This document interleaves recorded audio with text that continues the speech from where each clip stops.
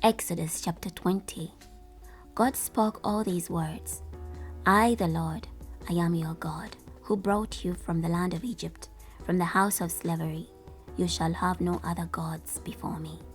You shall not make for yourselves a carved image or any likeness of anything that is in heaven above, or that is on the earth beneath, or that is in the water below. You shall not bow down to them or serve them, for I, the Lord, your God, I am a jealousy God, responding to the transgression of fathers by dealing with children to the third and fourth generations of those who reject me, and showing covenant faithfulness to 1,000 generations of those who love me and keep my commandments. You shall not take the name of the Lord your God in vain, for the Lord will not hold guiltless anyone who takes his name in vain. Remember the Sabbath day to set it apart as holy. For 6 days you may labor and do all your work, but the seventh day is a Sabbath to the Lord your God.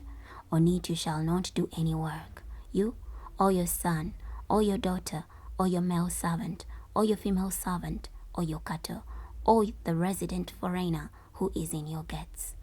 For in 6 days the Lord made the heavens and the earth, and the sea and all that is in them, and he rested on the seventh day. Therefore the Lord blessed the Sabbath day and set it apart as holy. Honor your father and your mother, that you may live a long time in the land that the Lord your God is giving to you. You shall not murder. You shall not commit adultery. You shall not steal. You shall not give false testimony against your neighbor. You shall not covet your neighbor's house. You shall not covet your neighbor's wife, nor his male servant, nor his female servant, nor his ox, nor his donkey, nor anything that belongs to your neighbor. All the people were seeing the thundering and the lightning, and heard the sound of the horn, and saw the mountain smoking. And when the people saw it, they trembled with fear and kept their distance. They say to Moses, You speak to us, and we will listen, but do not let God speak with us, lest we die. Moses said to the people, Do not fear, for God has come to test you, that the fear of him may be before you, so that you do not sin. The people kept their distance, but Moses drew near the thick darkness where God was. The Lord said to Moses, Thus you will tell the Israelites, You yourselves have seen that I have spoken with you from heaven. You must not make gods of silver alongside me, nor make gods of gold for yourselves. You must make for me an altar made of earth, and you will sacrifice on it your burnt offerings and your peace offerings, your sheep and your cattle.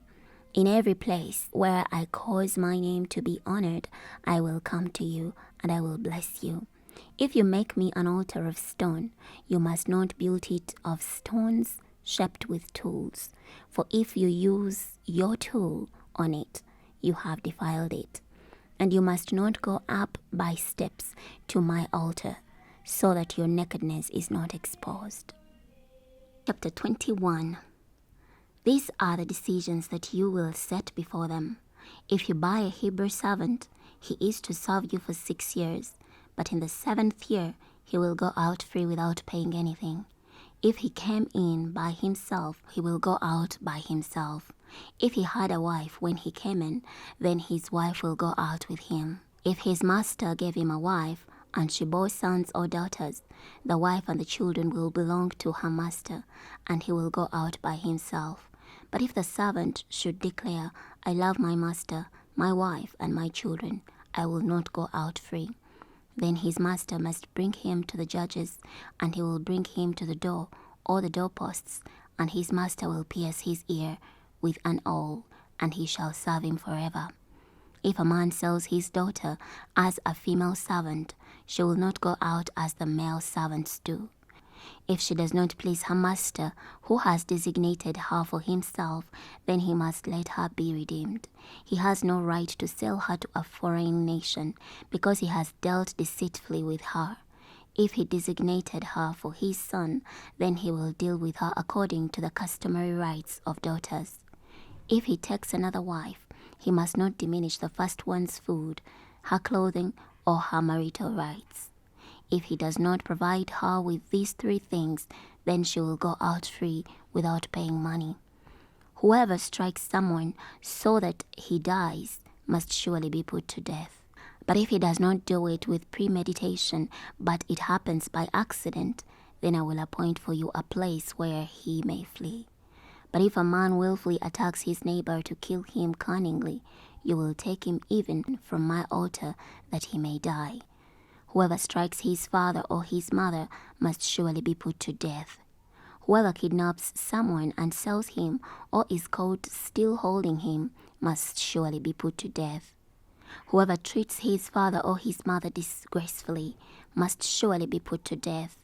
If men fight, and one strikes his neighbor with a stone or with his fist, and he does not die, but must remain in bed, and then if he gets up and walks about outside on his staff, then the one who struck him is innocent, except he must pay for the injured person's loss of time and see to it that he is fully healed. If a man strikes his male servant or his female servant with a staff so that he or she dies as a result of the blow, he will surely be punished.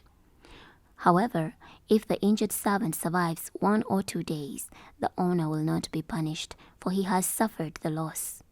If men fight and hit a pregnant woman and her child is born prematurely, but there is no serious injury, he will surely be punished in accordance with what the woman's husband demands of him, and he will pay what the court decides. But if there is serious injury, then he will give a life for a life, eye for eye, tooth for tooth, hand for hand, foot for foot, burn for burn, wound for wound, bruise for bruise. If a man strikes the eye of his male servant or his female servant so that he destroys it, he will let the servant go free as compensation for the eye.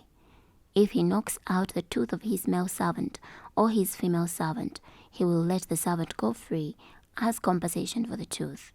If an ox gores a man or a woman so that either dies, then the ox must surely be stoned, and its flesh must not be eaten, but the owner of the ox will be acquitted. But if the ox had the habit of goring, and its owner was warned, and he did not take the necessary precautions, and then it killed a man or a woman, the ox must be stoned and the man must be put to death. If a ransom is set for him, then he must pay the redemption of his life according to whatever amount was set for him. If the ox gores a son or a daughter, the owner will be dealt with according to this rule.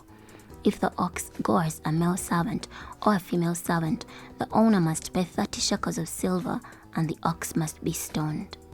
If a man opens a pit, or if a man digs a pit and does not cover it, and an ox or a donkey falls into it, the owner of the pit must repay the loss. He must give money to its owner, and the dead animal will become his. If the ox of one man injures the ox of his neighbor so that it dies, then they will sell the live ox and divide its proceeds, and they will also divide the dead ox. Or if it is known that the ox had the habit of goring and its owner did not take the necessary precautions, he must surely pay ox for ox, and the dead animal will become his.